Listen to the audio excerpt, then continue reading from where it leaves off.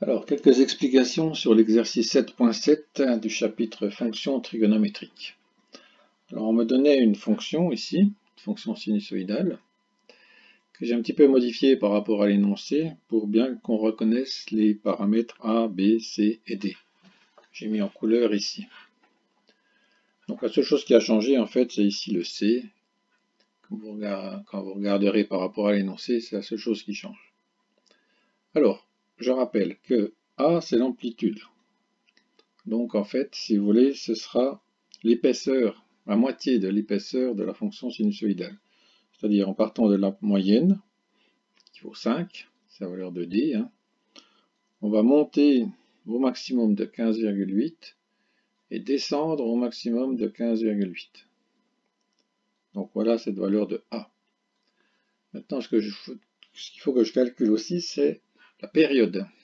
Donc la période, elle se calcule toujours de la même manière, c'est toujours 2π divisé par b.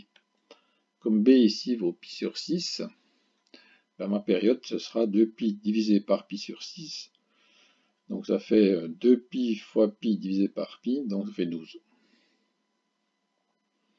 Et la dernière chose à calculer, c'est le déphasage, c'est-à-dire comment elle est décalée horizontalement par rapport au sinus.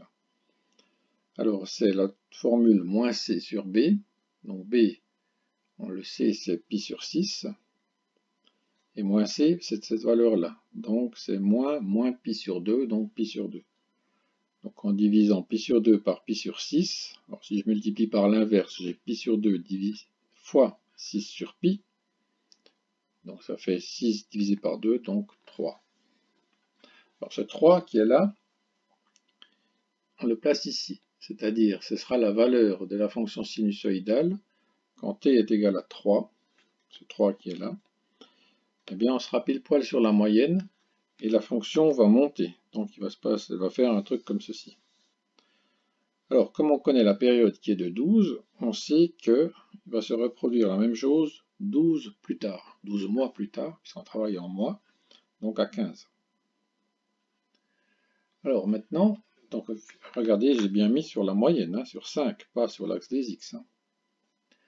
Maintenant, je sais qu'exactement entre les deux, donc entre 3 et 15, donc au milieu, ça fait 3 plus 15, ça fait 18 divisé par 2, ça fait 9.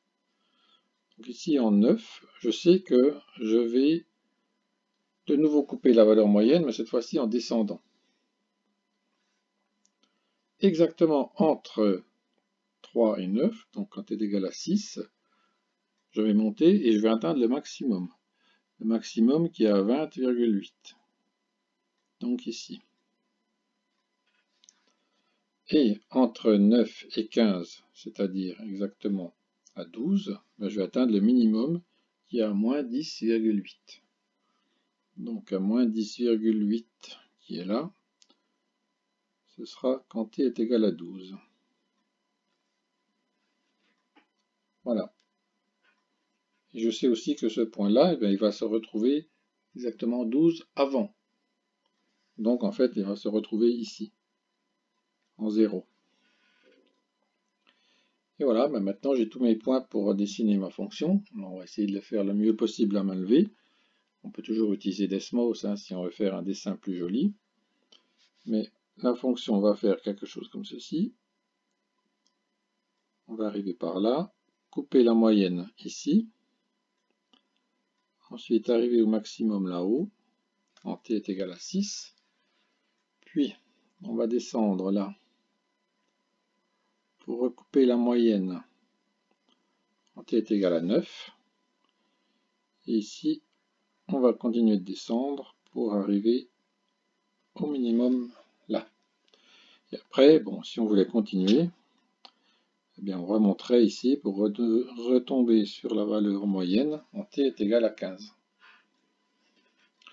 Voilà, donc le maximum est ici. Il vaut 20,8 quand t est égal à 6. Et le minimum est là. Alors il faut moins 10,8 quand t est égal à 12. Donc t est égal à 12, ça correspond au 31 décembre si vous voulez. t est égal à 6, bah, c'est à peu près au milieu de l'année, donc au début, enfin fin juin, début juillet. Voilà pour cet exercice.